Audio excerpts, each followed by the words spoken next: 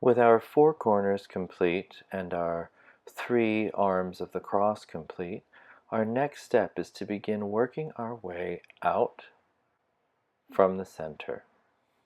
We'll begin by throwing the final 2 strands that belong on our last arm of the cross and coming back to center.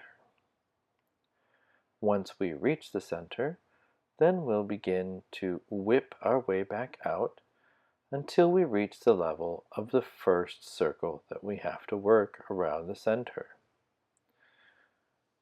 It's not particularly far. This will take probably about 4 wraps. 1, 2,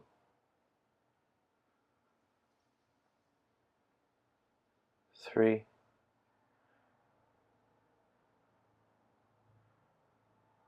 4.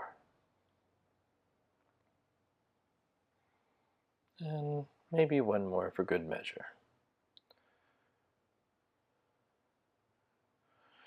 All right, so now following the design that's drawn on the pattern, we will take our needle and we'll pierce our diagonal, the next foundation line that we need to work through. And we'll throw our threads between our current spine and the adjacent spine. The needle must pierce the foundation threads though, and if you've wrapped too tightly, it can be quite difficult to get the needle through. So we'll throw forward and back, leaving us only 2 strands as the foundation for this line. And we'll cover this with stitches in the same way that we did an arc. It's quite a small span, so we don't need very many stitches. We'll start with 2 stitches and a picot and 2 more stitches. Of course, if you are using a finer thread or a different size template, the number of stitches that you need for this may vary.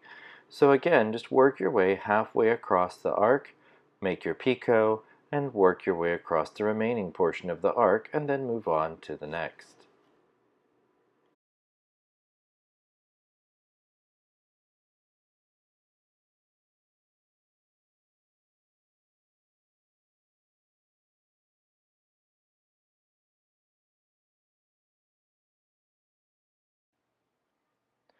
Once we reach the end of this portion of the circle, we'll put our needle back through the foundation line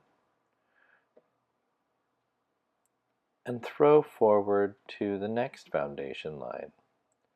In this way, we'll work each segment of the central circle. Each one will have a little picot right in the center of each segment of the arc. You'll throw forward and back. As you can see, I may have pulled the wrap stitches a little bit tight. It's quite difficult to get my needle through. Repeat this process for each of the 8 portions of the small circle. As we move on from making the central circle, we'll begin to make the triangular points. The points themselves are made in exactly the same way as the triangular points were made in the corners. The main difference is that we will not be throwing the arcs directly off the tip of the point. Instead, we'll be completing our triangular points and securing the tip into the tack stitches. Then we'll make another round after all of the points are complete. We'll work our way to the level of the arcs, and we'll throw the arcs from tip to tip through each central spine. In this way, we'll give ourselves a lot of room to work. There's plenty of ease of movement, and we won't run the risk of working ourselves into a corner and being unable to find a way out.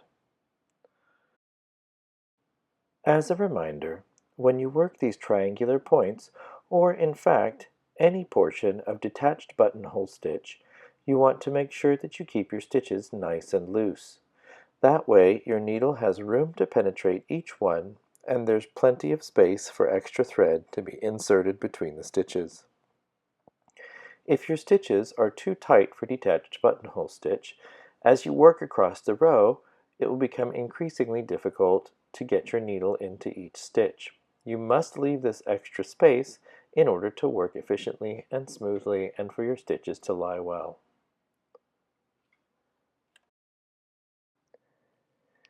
With the triangle nearly complete, you work the final stitch in the tip, and then we'll slip the thread underneath the tack stitch. We'll go through the point of the triangle once again, and then through the tack stitch a second time. Once we've gone through the tack stitch twice, our final pass, we'll use the needle and whip stitch our way down the side of the triangle back down to the base. Keep these stitches small and snug and try to only pass them through the piece of thread that's on the outermost edge of the triangle. Wrap all the way down to the base and then use the sharp point of the needle to pierce through the wrapped spine into the next area to make the next bit of triangle. Now, with the magic of television, I have completed all of these triangles and I am working my way back down to the bottom of the final point, and then I will begin the next phase.